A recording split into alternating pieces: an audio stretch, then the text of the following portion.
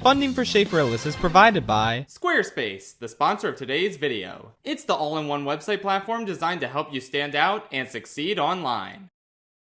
I remember how deeply annoying it was from 2019 to 2024 to look at the list of the highest grossing animated films of all time and see the Lion King remake on there. Since even though Disney insisted it was a live action film, it's an animated film. An affront to the concept of animation itself gets to be the highest grossing animated film of all time. Whatever. But just last year, Pixar came out with the insane blockbuster hit Inside Out 2, a movie that not a lot of people expected to do insanely well, given how much Pixar had been floundering at the box office during the previous 5 years. I mean, yeah, it's a sequel to a popular film of theirs, so it'll probably do decently well, but not incredible. Holy shit! Inside Out 2 defied all the odds, not only demolishing its predecessor and every other recent Pixar film at the box office, but continuing to climb and climb until it eventually became a serious contender for the highest grossing animated film of all time. And like, yeah, a Disney movie beating another Disney movie isn't really that exciting or cheerworthy on paper. But on the other hand, this was a real movie with effort put into it, dethroning a piece of CGI slop. So yeah, even if this did mean more money to Disney, I was rooting for this film. It was pretty good, and practically anything deserves the title of highest grossing animated film over Lion King 2019. So, over the course of the summer of 2024, Inside Out 2 slowly but surely gained enough momentum to overtake Lion King as the highest grossing animated film of all time. Oh, look at that, there's a new one now.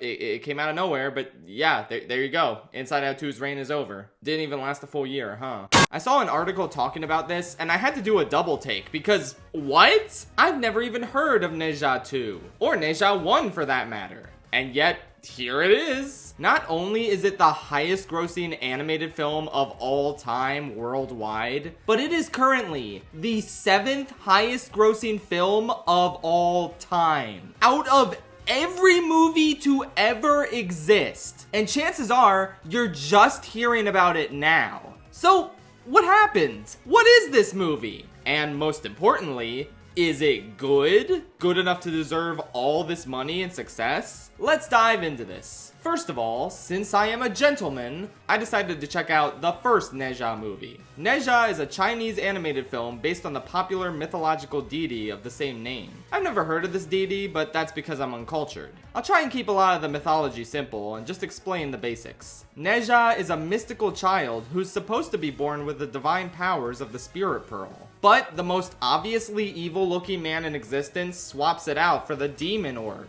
causing Ne Zha to be born with demonic powers. He's also gonna get killed by a lightning strike in 3 years because of the Demon Orb's curse. But his parents try and raise him to be good-natured and control his powers, as does his immortal mentor, Taiyi Zhenren, who's depicted as a bit of a bumbling oaf. A bit of a silly comic relief character kids will probably latch onto. But aside from a couple lame fart jokes, he's pretty fun. I was watching the dub, and since he's a very Jack Black coded character, I was really impressed with the great Jack Black impression the English voice actor does for him. Then I looked it up and I found out it was Mike Pollock. Ew. Fuck you! You fucking dick! Well, regardless, Ne Zha initially goes around terrorizing the villagers, and eventually trying to save them from demons despite causing a lot of destruction and mayhem in the process. He also meets the mysterious Ao Bing, who he ends up forming a friendship with.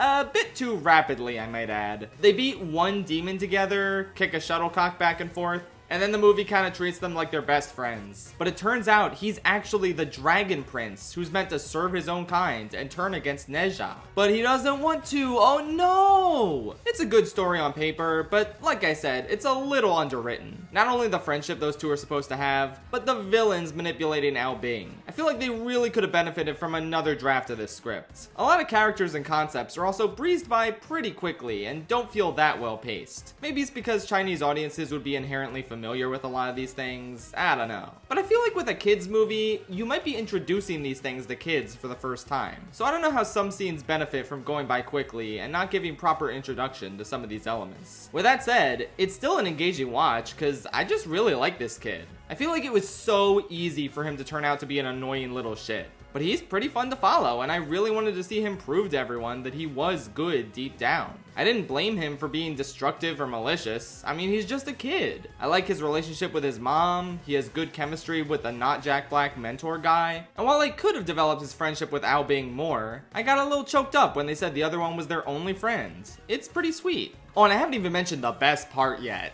The fight scenes. These are great. Not only exciting, but also inventive and often funny. There's a scene where he has to avoid this demon spit that turns you to stone, and Ao Bing has already been petrified. So Ne Zha just uses him as a human shield since he isn't gonna get more petrified. Then he whacks the demon with Ao Bing's body. Come on, that's some great stuff.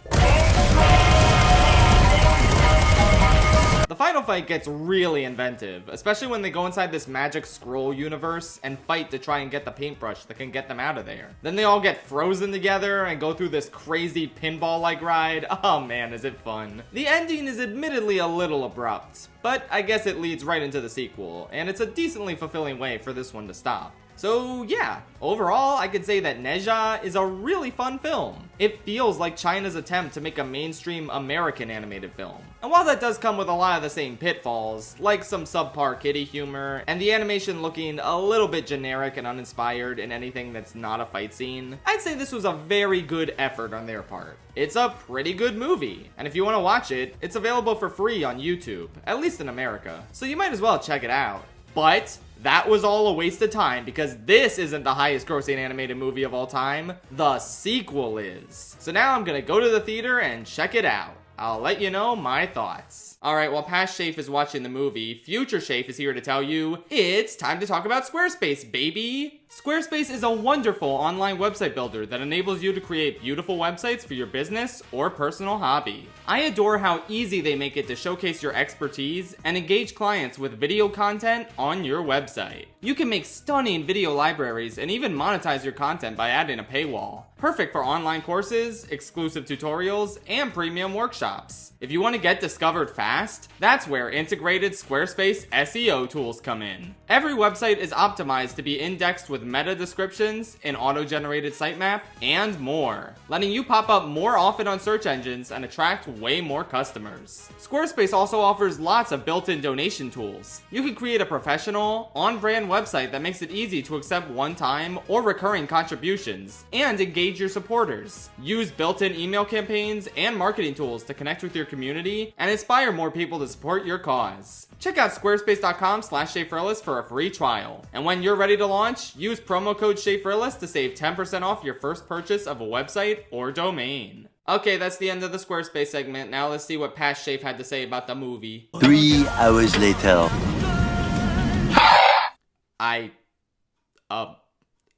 Wow.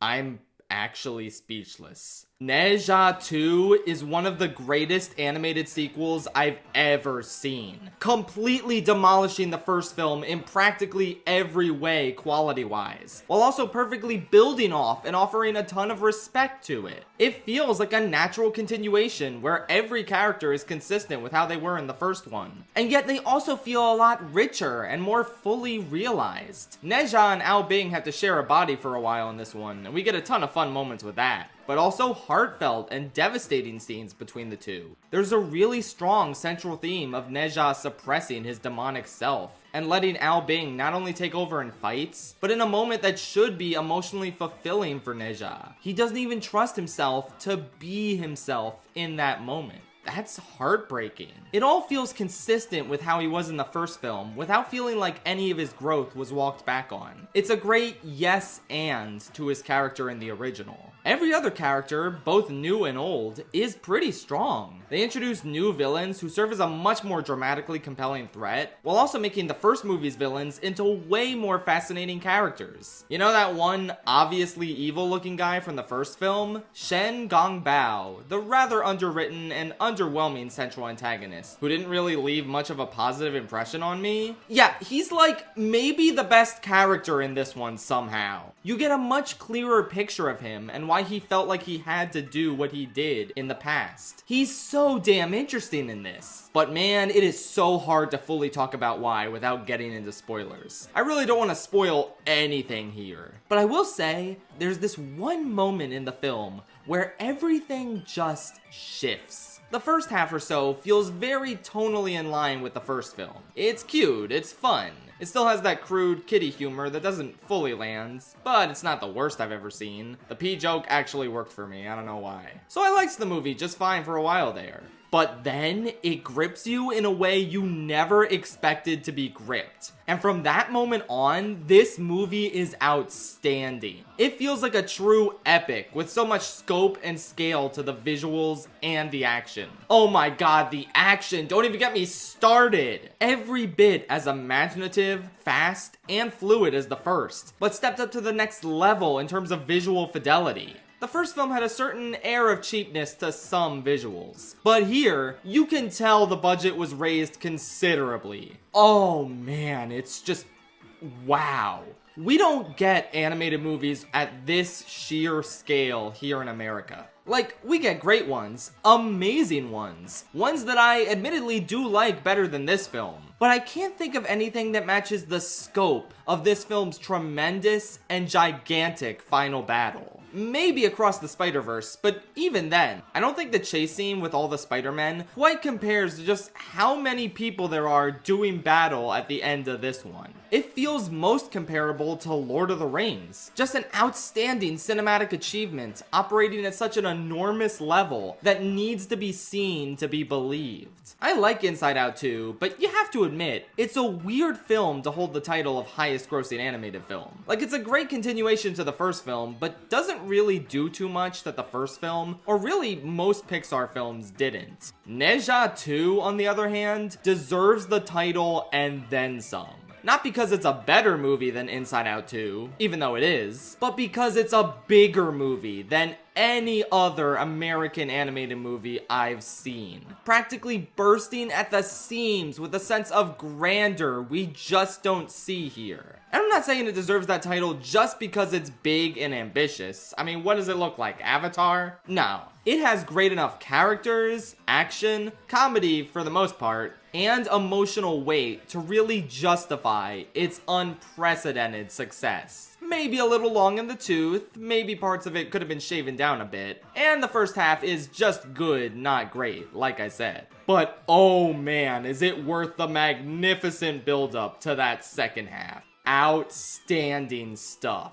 Okay, I really need to talk about spoilers now. So I'm just gonna give you the score. 9 out of 10. Go see it. Watch the first film for free on YouTube, and then check this one out on the big screen if you can. Spoiler time. 3, 2, 1, panda eyes. Okay, we need to talk about the village getting burnt down. Oh my god. I was just sitting there in utter shock looking at the charred corpses of the goofy side characters from the first film. Like, what? This film actually went there? I knew his parents were still alive. There's no way they would just kill them off screen, and that's fine. But oh my god, they did not walk back on every other side character's demise. That little girl he befriended in the first movie burned to death. See, these are the sort of stakes and dramatic turns that really hook you into a story. They aren't done for shock value. They're done to make you buy Ne Zha's rage and take the villain seriously as a threat. It was unbelievably effective, and I can't think of anything from any mainstream Western animated movie that compares. Like, even in Mulan, when they arrive at the burnt village. I mean, we didn't know any of those people, aside from that one brief scene with Sean's dad. This would be like if those 3 guys from the army Mulan was friends with got horrifically murdered, and we saw their decaying corpses. Like, I can't stress enough how insane this is, and it marks a beautiful tonal shift that carries throughout the rest of the film. I mean, don't get me wrong, there are extended comedic bits, and I don't mind those. I don't think they're a tone breaker or anything, and they were pretty funny. But from here on out, this is where this film goes from a solid sequel to an amazing one. The dramatic uptick in stakes and maturity is exactly what a sequel should have. And I will say, while I correctly predicted Ne Zha's parents were still alive, as well as who the overall twist villain of the film was, which we'll get to, I gotta admit, I really thought it was Shen Gongbao who burned down the village village out of rage at Ne Zha. When they finally show us what actually happened, I was honestly amazed by his emotional maturity at immediately recognizing that Ne Zha was being manipulated and helping his parents survive. Like I said, he really does have the best character arc in the film. It's so strong. Okay, but we need to talk about the villain though. I was kind of astounded at how good he was. I mean, you look at his design and it's like, wow, goofy big brain guy. That's so intimidating. Wow. He's also a very easy villain to suss out. Like, you immediately get that something's wrong with this whole heavenly dimension. And that feeling is present even when Ne Zha does the first challenge. Sure, these guys are bandits, but this feels a little odd for Ne Zha to be taking them down on behalf of these heavenly beings. And then the alarm bells really start to go off in the second challenge. The thing is though, I think the twist works really well because the movie is not trying to obfuscate it. They naturally show off how callous and evil this guy is, as well as how the marginalized classes willingly bend a knee to him in order to gain favor. Like when Gongbao's father tells his students to willingly submit to the heavenly beings in the hope of being reformed by them. I mean, after this insane battle they just had, that's a level of blind devotion that deeply disturbs and terrifies me. It's like when people get their fingers stuck in a Cybertruck because it's an unsafe piece of shit car, and they're like, to be clear, I love my Cybertruck, this is my fault. And revealing that big brain guy was behind Chentang Pass getting destroyed as a way of manipulating Ne Zha to do his bidding. Oh man, was that diabolical. I genuinely wasn't expecting that. On top of that, despite his goofy design, he is legitimately very intimidating in the second half of this film. And that's another great thing. He gets a ton of time to be evil and establish his villainous characterization. There are so many scenes where he's absolutely menacing in his pure callousness and disregard for life he deems lesser. And seeing all these people willingly submit to be used by him in this horrific caste system he built, oh man, what a great villain. Maybe the best twist villain I've seen since, like, I don't know, Waternoose? Just incredible. And to his credit, he does get that Tekken looking design in the final fight. Which, oh my god, that final fight! The finishers Ne Zha and Ao Bing perform on him, god damn! Oh, and we gotta talk about the scene with Ne Zha's mother. That got me. She's such a sweet character. And it's so raw that they're like, hey look, she didn't die off screen, before having her die on screen. Maybe the marbleization process is reversible. Maybe they'll bring her back in part 3. But even if they do, I think the profound impact of her death in this movie will still stand.